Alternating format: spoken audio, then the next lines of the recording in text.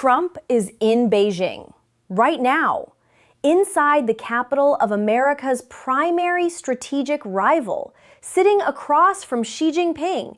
While an active war with Iran burns in the background, gas prices climb at home, and a question hangs in that room that nobody is saying out loud.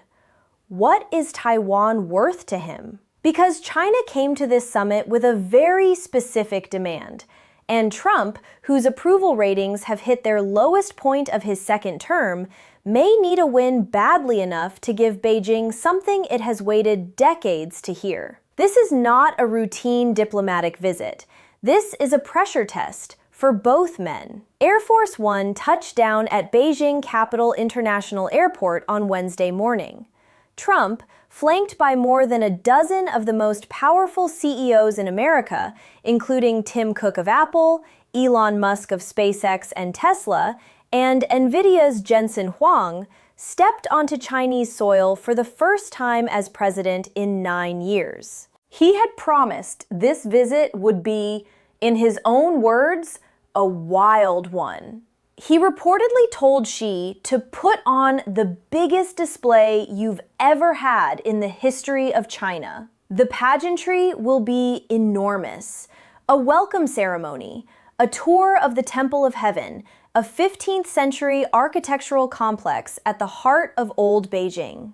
A formal state banquet Thursday evening, tea and a working lunch Friday before Trump flies home.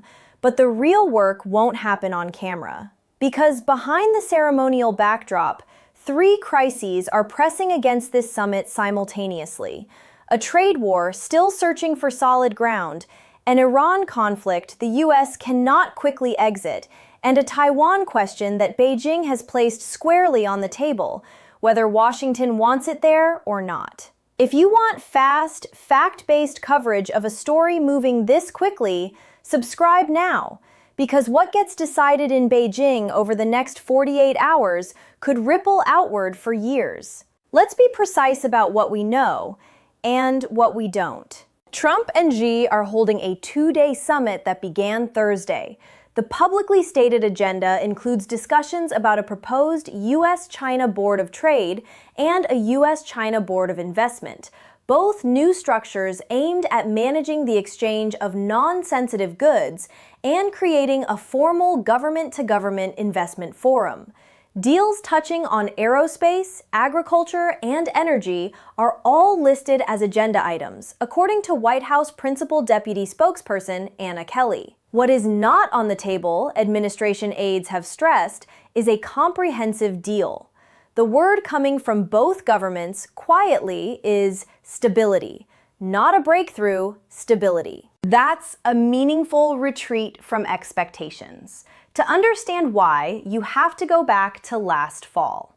When Trump and Xi met in Busan, South Korea, on the sidelines of the Asia-Pacific Economic Cooperation Summit, they reached a trade truce. China committed to purchasing 12 million tons of American soybeans in 2025, and a minimum of 25 million tons annually for 3 years after that. In exchange, Trump agreed to a 1-year pause on Chinese rare earth mineral export controls, arrangements he described at the time as likely to be routinely extended. That extension is now in active discussion, but the White House has stopped well short of signaling any announcement in Beijing. One senior administration official put it plainly: it's not clear yet if that's going to be extended now or will need to be extended later. Meanwhile, the broader tariff picture has shifted in ways that weakened Washington's leverage before Trump even boarded the plane. Just last week, the U.S. Court of International Trade struck down Trump's 10% global tariffs, a significant blow to one of the administration's primary economic pressure tools. That ruling directly limits the White House's ability to threaten Beijing with coercive measures it used effectively in previous rounds of negotiations. Senior China analyst Zach Cooper of the American Enterprise Institute put a finer point on the problem. The Chinese previously agreed to restart rare earth exports under last year's truce, But there are real questions, he said, about whether they actually followed through. That unresolved question is sitting in the room with both leaders, and neither side appears eager to escalate it. Trump, before departing Washington, told reporters he expected a long talk with Xi about Iran, but immediately clarified that it wasn't a formal agenda item. More than anything else, he said, the talks would be about trade. As for the war, I don't think we need any help with Iran. We'll win it one way or the other. That sounds confident. But a senior administration official revealed to reporters traveling with Trump that the two leaders have in fact spoken about the Iran war multiple times, and that Trump intends to press Xi specifically about the revenue and goods China provides to the Iranian government, as well as what the official described as potential weapons exports. So the war is in the room. Trump just isn't calling it that. Yet. Two leaders, 50-something hours, a trade truce that may or may not still be functioning, an active war neither of them fully controls, and somewhere in that conversation, the word Taiwan is coming up.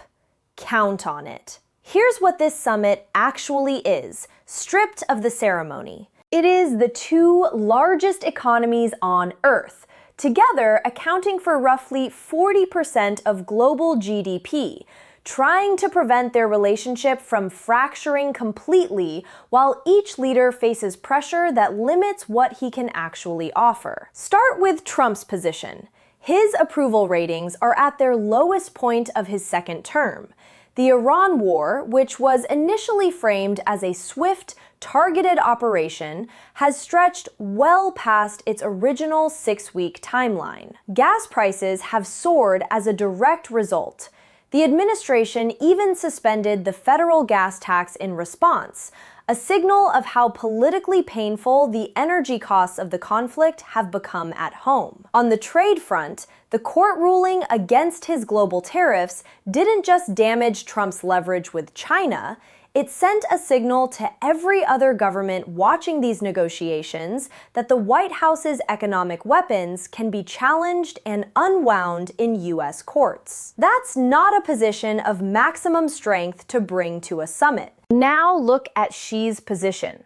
China is dealing with high youth unemployment that has hit record levels in recent years, a consumer demand crisis, and a property sector that imploded spectacularly, including the fraud conviction of the Evergrande founder in a Shenzhen court. Domestically, Xi has economic problems he cannot resolve through diplomatic pageantry.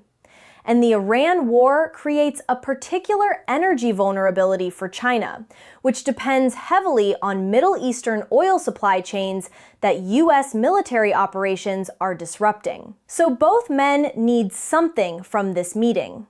Neither is negotiating from a position of unconstrained strength. That's why the assessment from Cornell University's Alan Carlson is worth sitting with.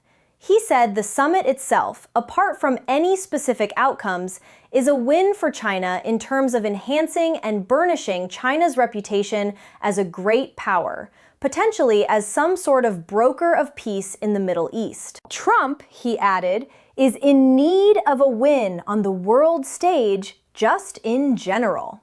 The most urgent economic issue involves materials most people never think about: rare earth minerals. China controls the dominant share of global extraction and refining for these elements, which are critical components in everything from semiconductors to missile guidance systems to electric vehicle batteries. Alexander Gray, who served as a national security official in Trump's first term, said that establishing a Chinese commitment not to weaponize rare earth exports is arguably the most important guardrail this summit needs to produce. One of the things we know, Gray said, is that the Chinese are going to use that as a weapon as long as they have the ability to do so. What happens to American defense manufacturing? To the supply chains for weapons being used against Iran? to the tech infrastructure ordinary Americans rely on daily if Beijing decides to cut those exports. That's not a hypothetical. China has signaled the willingness to use it before. Do you think this situation escalates further? Or is Beijing calculating that cooperation is now in their interest? Drop your take in the comments. The hidden implication that neither government wants to advertise. If rare earth export controls are not formally extended in Beijing, American manufacturers and defense contractors may have no reliable timeline for how long their supply chains remain intact. The summit's biggest consequence might not be what gets signed, it might be what doesn't. Here is the detail most analysts are watching and most headlines are burying. Before leaving Washington, Trump was asked about selling weapons to Taiwan. His response was almost casual. President Xi would like us not to, and I'll have that discussion. That's one of the many things I'll be talking about. That single sentence set off alarms among Taiwan policy experts, because consulting with Beijing about U.S. arms sales to Taiwan, treating it as a negotiable item between Washington and China, would directly contradict long-standing American policy that explicitly prohibits such discussions with the mainland. Taiwan wasn't in that room in Busan. Taiwan won't be in the room in Beijing. But Taiwan's future may be one of the things being traded. There is a version of this summit that exists entirely in the realm of elite diplomacy. Two heads of state, their advisors, a banquet hall, ceremonial pleasantries. And then there is the version that lands in the lives of real people. That version is already underway. Start with American farmers. The soybean agreement reached in Busan committed China to purchasing at minimum 25 million tons of American soybeans annually for 3 years. For agricultural states across the American Midwest, Iowa, Illinois, Missouri, Indiana, that's not an abstract trade statistic. That's the difference between a farm operation that survives and one that doesn't. If the broader trade truce erodes, if Beijing decides the political cost of cooperation with Washington outweighs the benefit, those soybean commitments become the first casualty. No dramatic announcement, no clear moment of rupture, just contracts that quietly don't get renewed. American consumers are already absorbing a different consequence. Gas prices have risen sharply since the Iran war began, directly affecting transportation costs, heating costs, and the price of goods shipped across the country. The administration suspended the federal gas tax as relief, but that's a stopgap, not a solution. Every week, the conflict continues without a resolution, extends that financial pressure. Now consider what the rare earth situation means on the ground. If you own a smartphone, you're holding rare earth minerals. If your country fields an air force, rare earth minerals are inside its weapons. If you drive an electric vehicle, rare earths are in the battery. The entire modern technology stack, consumer and military alike, has a dependency that runs through Chinese-controlled supply chains. Workers in defense manufacturing facilities from California to Connecticut have jobs that depend at some level on those supply chains remaining intact. The moment Beijing decides the political calculus has changed, those supply chains are vulnerable. In Taiwan, the summit is being watched with a specific and understandable anxiety. Taiwan is not in the room. Taiwan has no seat at the table where its future is being discussed. The island's government has authorized billions in arms purchases from the United States, a $9 billion package signed during Trump's second term, and Taiwan's parliament has been pressing hard for those deals to be formalized and delivered. Then Trump, before flying to Beijing, mentioned on camera that Xi doesn't want those arms sales to happen and that he'll have that discussion. Taiwan supporters heard that clearly. So did Beijing. The senior administration official tried to offer reassurance. U.S. policy on Taiwan has not changed, they said. Arms sales to Taiwan in Trump's second term have actually outpaced what was delivered in the previous 4 years under the Biden administration. Taiwan, the official stressed, has been pushed to fully fund its own defense budget.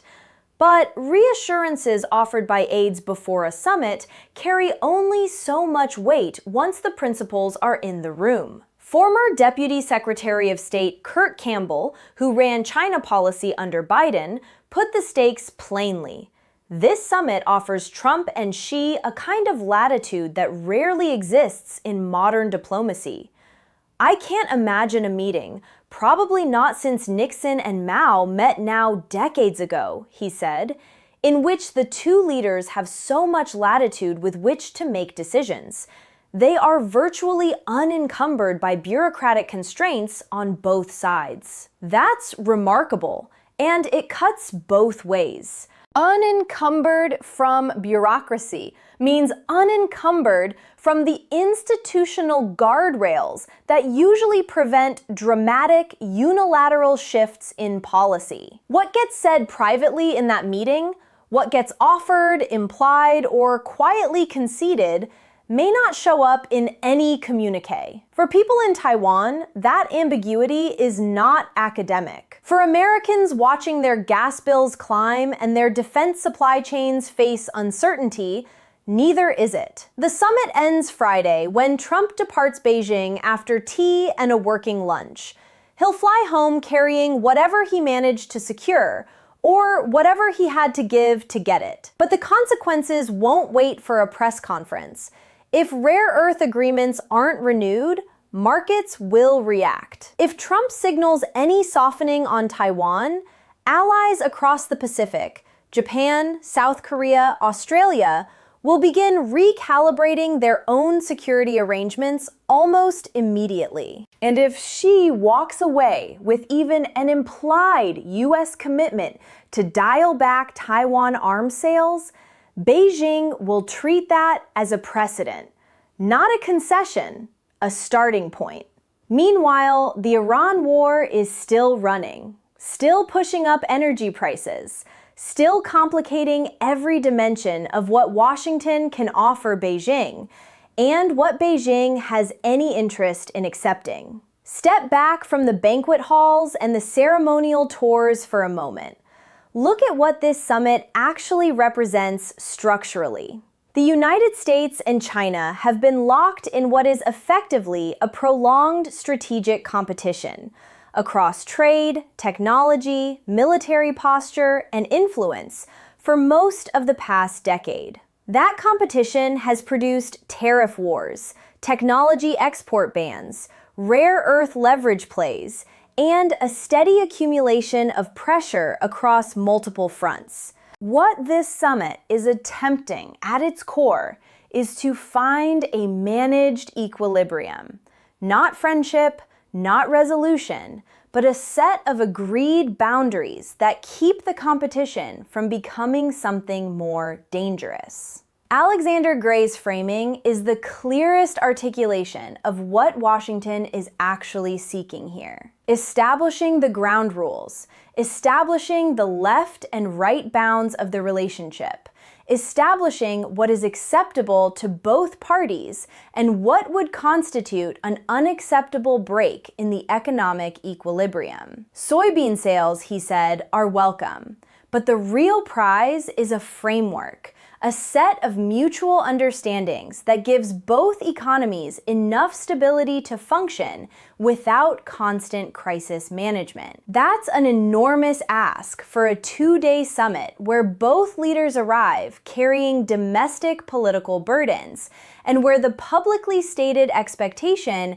is that no comprehensive deal is on the table. The Taiwan dimension adds a layer that the previous economic framing doesn't fully capture. China's foreign minister, Wang Yi, described Taiwan as at the very core of China's core interests in a recent call with Secretary of State Rubio, who is traveling with Trump. China wants the U.S. to shift its stated position, to replace the phrase peaceful resolution of Taiwan's status with peaceful reunification. That is not a semantic adjustment. That is a fundamental change in how Washington frames the question of whether Taiwan's future is open or foreclosed. The current U.S. position deliberately leaves the outcome ambiguous. Beijing wants that ambiguity closed in China's direction. A senior administration official has said U.S. policy has not changed and that no changes are expected.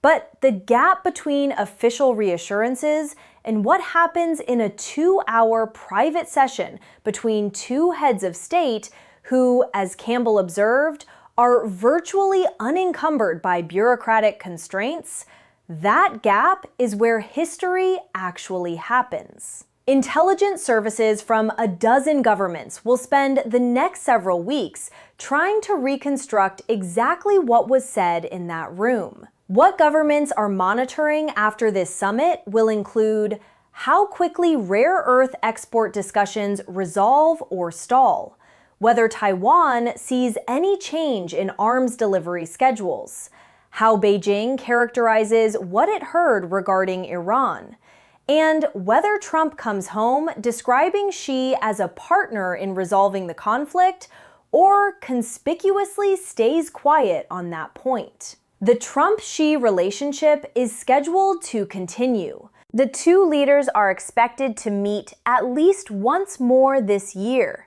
when Xi comes to Washington.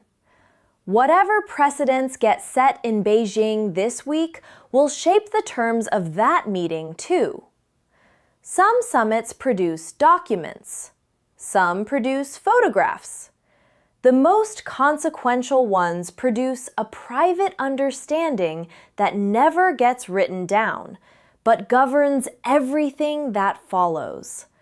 Nobody outside that room will know for certain which kind this was. Not yet. What happens when Trump boards that plane Friday and flies home? That's where the real story starts. What did he give? What did he get? And what did he say about Taiwan that will never appear in a press release? This story moves fast, and the next development, whether it's a rare earth announcement, a Taiwan arms signal, or a quiet shift in how Washington describes the Iran war, could reframe everything we think we understood about this summit. Drop your read in the comments. Do you think Trump came out of Beijing ahead, or did Xi get the better of this? And subscribe, because the follow-up to this story is going to matter just as much as what happened today.